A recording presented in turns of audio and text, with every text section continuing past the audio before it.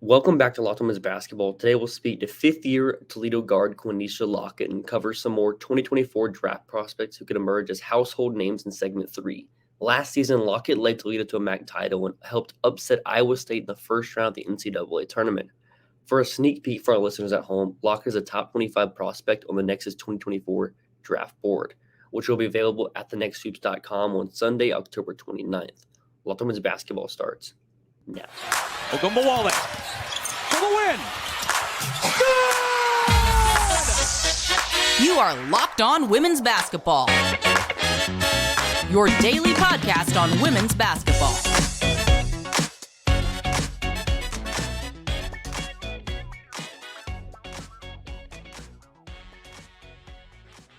You are Locked On Men's Basketball. Thanks for making us your first listen every day. We are free and available wherever you get your podcast and on YouTube.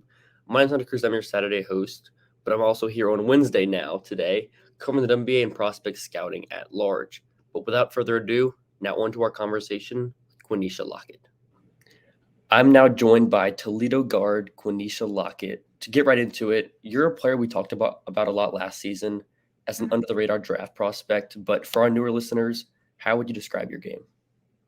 My game, I would say I'm a pretty fast player. I'm a slasher. Like, I like to get to the rim. I like driving in there, getting to the lane. But I'm also I'm a 3-level scorer. Like, I can shoot the three, and I can also hit that pull up. But I would also say I like to play defense too. Like, I'm a defensive player. I feel like defense gets my offense going. So once I get a good stop on D, then I know I've made my presence in the game. I'm here, and now we can start scoring on offense. One thing we talk about a lot in the scouting space is advantage creation. I don't know if you ever heard this term before, but just basically your ability to send the defense into rotation, draw doubles. For you create so many advantages as a driver. Like, you draw doubles, consistently getting to the rim, putting pressure on the rim. Could you dive into that part of your game a little bit more and what makes you so lethal? Yeah, so actually, I'll just start off how I used to play in high school. Like, in high school, I was the person that just always had the ball in my hands, and I'm going to the basket without really trying to pass the ball. Like, I'm trying to score as much as possible, just to help my team win. But as the game progresses and I get older, I see I can see those reasons now to where before I wouldn't do that. So when I'm driving to the basket, I know all eyes are on me. Possibly all 5 players could be on me, watching me. So I just have to have that good court vision and see my teammates, or even just notice whose man came over towards me to pass it to them. And I would say over the years it's got a lot better, my vision, my court vision. You ranked in the 88th percentile last season as a pick and roll ball handler. And as you mentioned, just putting pressure on the rim, being able to pass out of those drives. Whenever you're operating out of pick and roll, what are some things you're looking for? So when I'm going in a pick and roll, I'm basically just trying to see if the defender went over or if they went under. And if they go under, that's basically you look for yourself, you got a shot. But if they go over, that's most likely when you have that drive going downhill. And I look for my post first. Well, no, myself first. Then I look for the post, and then either a ball side corner or opposite corner. So that's what I look for out of a ball screen. And then, as you mentioned, your shooting ability. You ended the season shooting 36% in March. Did you experiment with any mechanical tweaks to end the season over the summer? What's your approach to that entering the season? So just going through the season and just getting to March, I would say I'm just getting up reps, just trying to get up extra shots and stuff, just so it can just feel automatic, just the mechanics of everything. And then after season, it's the same of that, same more, getting up quicker shots or just getting shots out of a shot fake or something like that, just seeing how I'm going to get shots in the game. And I was speaking to a member of a WNBA staff a few weeks ago, and one thing she talked about was whenever she coached in college, it wasn't just about teaching players how to watch film, but what to watch for. So you've been at Toledo for a little bit now, going on your 5th season. What's your film watching process like, and how has that developed over your time?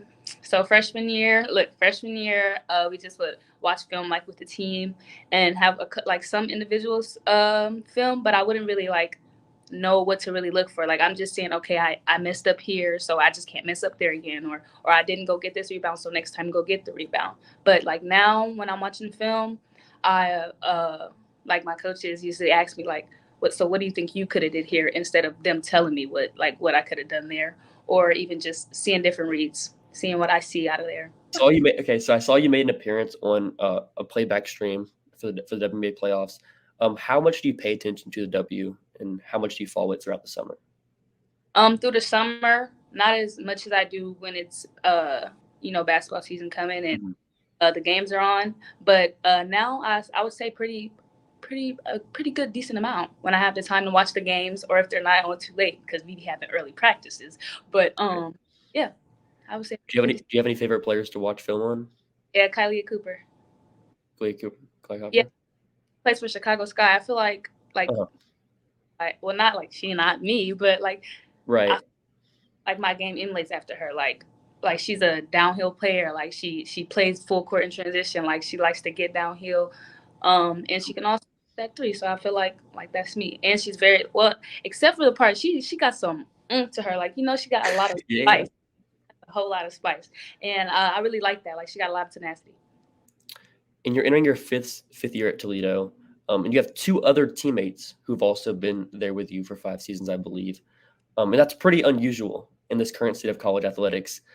So what is it about Toledo, the coaching staff, and just the program in general, that makes it such a special place that can retain talent like that? Yeah. So it's 4 of us, actually. It's me, Sophia Wired, That's and crazy. Yes, and Soleil Barnes. So we all been here since then. And I would say it's us. Like, even though like our coaching staff does a really good job recruiting and how they handle us and stuff, but I would just say it's like our teammates. Like, you do it for them, like you have fun with them, like you spend most of your time and your days with them. So it's just creating the bond, and it's just stuck from there. Like, we family, honestly. And then you got the NCAA tournament for your first time this past season. You knocked off Iowa State in the first round. Looking back, what was that experience like for you, and what did you learn about yourself from that? It was amazing. The experience was amazing, mind-blowing. It was really like a shock, but it was just like we knew we were meant to be there, like we should have been there. And I would say something that I learned about myself was like I wasn't satisfied. Like, I was not satisfied just making it to the second round. Like, I wanted to keep going and moving forward. And one of our like now is like Sweet 16. Like, we're trying to put it in the atmosphere and make it so we can keep going forward. And what led you? Like, what would you say is like the main reason you wanted to come back to school instead of going pro? Getting more experience. I feel like I needed to be mentally and physically ready for the next level, and I feel like I'm getting there now. After the break, we'll wrap up our interview with Lockett, and later in segment 3, we'll cover a few more under the radar 2024 draft prospects.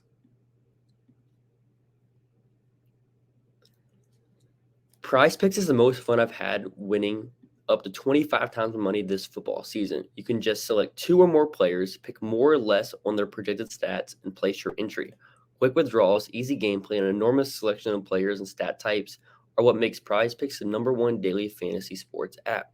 Prize Picks offers weekly promotions that can lead to big payouts like Taco Tuesday. Each Tuesday, Prize Picks discounts each select player's projections up to 25% to provide even more value. Prize Picks now offers Apple Pay for quick and easy deposits into your account this football season. Go to prizepicks.com/LockedOnNBA or use code LockedOnNBA for a free first deposit up to $100.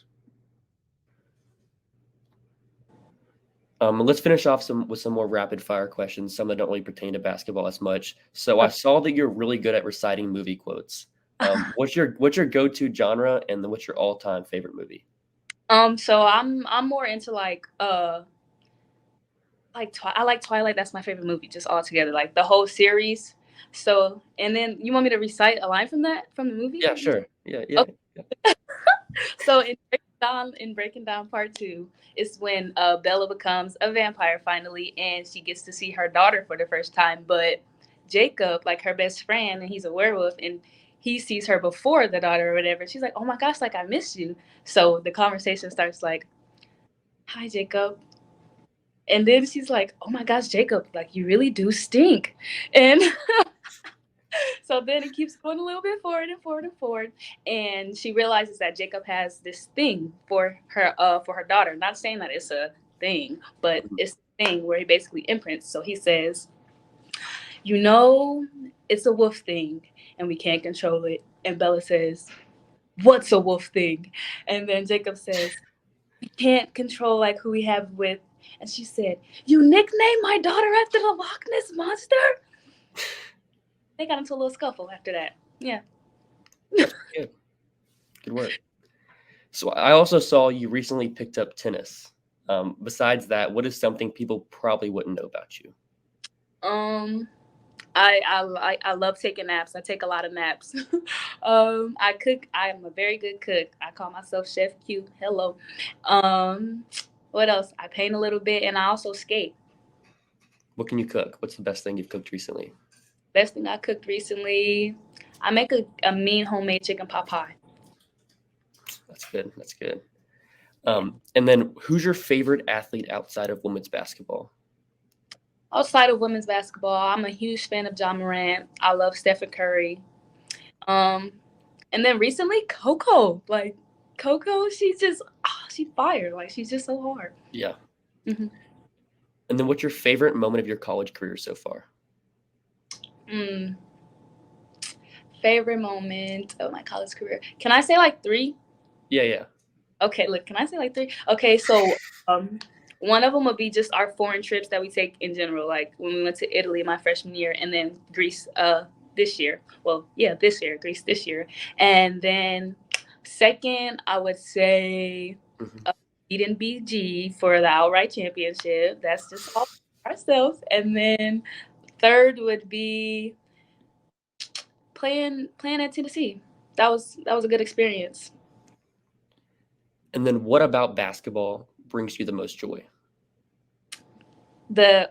Even though like it doesn't bring me joy sometimes, but like how competitive it is, like, and you meet a lot of people that you're gonna know for the rest of your life. So I just would say like the relationships and the competitiveness of basketball. And then one last question: what is one word to describe your game on the court?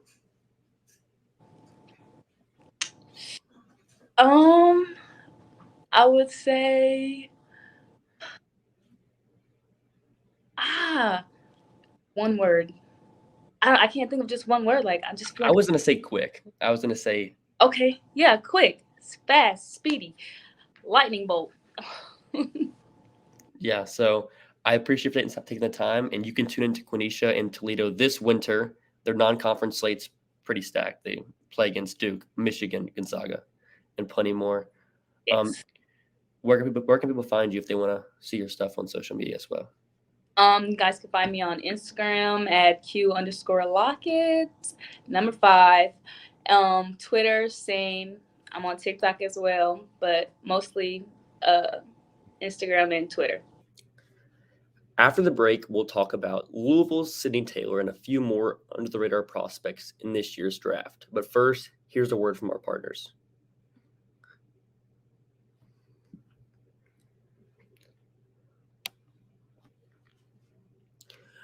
All right, so we're nearing the college basketball season, which means it's also draft season here at the Next. We're debuting our 2024 preseason draft board. In the next week, we'll also be gearing up more draft coverage with our WNBA retrospect series coming to an end. But that means it's time to spotlight some under-the-radar prospects that we have our eyes on here. Because it's not always about, okay, we know Caitlin Clark, we know Paige Beckers, Cameron Brink, Angel Reese. We know these names. These are household names. But there's also under-the-radar prospects that deserve mention and are real prospects. And one of those players for me is Sydney Taylor, transfer from UMass. She's now at Louisville, 5'9" guard. The main thing with her is the shooting. Last season, she was one of 4 players in the country to shoot 36% from 3 on at least 8 3-point attempts per game. So an exclusive group with like Sammy Puisis, Caitlin Clark was also on that list and one other player. She is an elite shooter. We're talking about the versatility pull-ups, off screen, off movement. And it's just a modern basketball player. Whenever I watch Sydney Taylor, I'm like, this is modern basketball. She doesn't take a lot of deep twos. She's just rim 3. Not a lot of rim attempts. It's mostly 3s, but she's efficient. She shot 38% last year. So 38.5% on 38.5%, like I said, on 8.2 attempts per game, only to 5.3 2-point attempts per game. And she averaged 16.1 points, 5 rebounds. The main thing that's keeping her from being on our board, which you won't see her on our board coming soon, is the translation from playing A10 basketball to playing against ACC competition, high major competition. She was a star this summer. Louisville went to a foreign tour. They played in Canada against some more select teams, but she was a star. And there was a lot. They were raving about her and how good she was playing for them. I really just want to see how her game translates to a complete high major schedule. They played in the WNIT last season. They also played a game against Tennessee. She struggled in that game, but that's a one-game sample compared to a whole season of playing high major competition. So Sydney Taylor, someone we're talking about, has a 5'9" off guard. Not the greatest playmaker. She's a good connected passer. I think she makes good decisions with the ball. Not a game-breaking passer by any means, but a really good off guard, good size, good athleticism at the guard position. I really like her as a prospect for this year, and I think she's someone that could emerge. Probably not as a first rounder, probably not as a second rounder, but someone I would say third round. I'm taking a pick on her. There's not many shooters better than her in the country. The second player I want to spotlight today is Carla Leite. There's a lot of French prospects coming up. We had Maya Hirsch on our board last year. We're going to also have Lea Lon, who we see as the best international prospect in this class and one of the best international prospects we've seen in a minute, also out of France. But Carla Leite is a really good guard prospect. One of the 4 to 5, 5 to 6 best pick and roll operators in this class. She is elite on the ball. Good pick and roll operator, like I said, good burst, elite first step. She gets downhill with ease. We saw that at the FIBA under 20s. She was on a tear. She was shooting like close to 50% from three. She is not that level of a shooter, obviously, but she is a good shooter. Like the mechanics, I think there's a lot of promise there.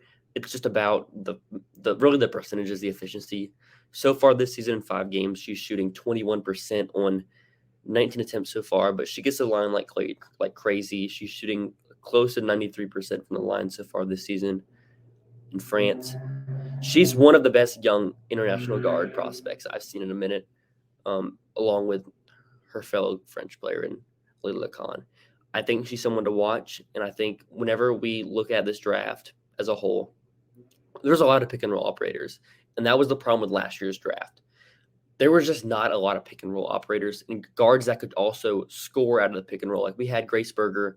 She couldn't really shoot as much as she would like, and she's also not the traditional athlete where we're talking about a 5'9" guard that's going to put pressure on the rim like crazy, draw help, just that advantage creation that we talked about with Quenesha Lockett earlier. That's what I see with Carla Leite. She's going to draw doubles. The main concern with her, though, is her off-ball ability. She provides close to no value off the ball. So whenever she's not running a pick and roll, whenever she's not running out of isolation, transition, her off-ball shooting is rough. She doesn't move a lot off-ball. She's not really cutting a lot. And those are some things that keeps her from being maybe a top 10 prospect, maybe a top 12 to 13 prospect.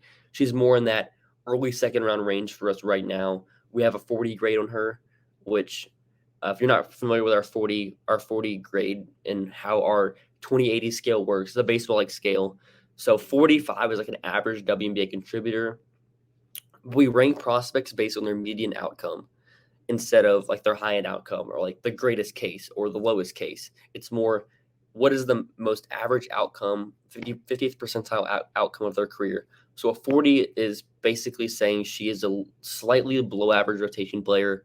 She's a sixth woman on your team. She's a high-end bench player, which is a good player and someone that we believe is going to be a high-level prospect in this draft.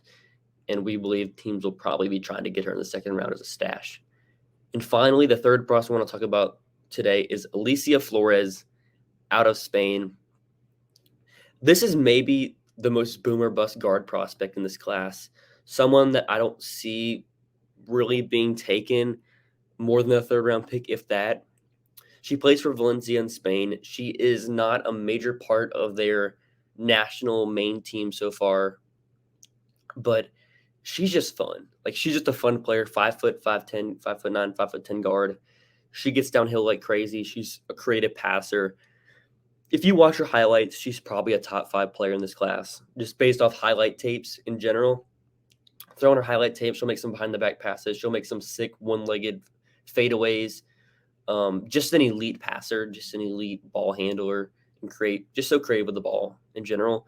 But the main thing with her is her diet of shots. How is it going to translate to the next level? Can this type of archetype translate? It's also the free throw struggles. She's really struggled from three, and her efficiency from three, and also in the free throw line. Her efficiency in general has just been the main thing with me for her. But I like the tools. She plays so hard on defense too. But I think she's someone that is likely an international player, someone we see playing for Spain in the World Cup, someone we see playing in the Olympics for them, with an off chance of her becoming a WNBA player at some point.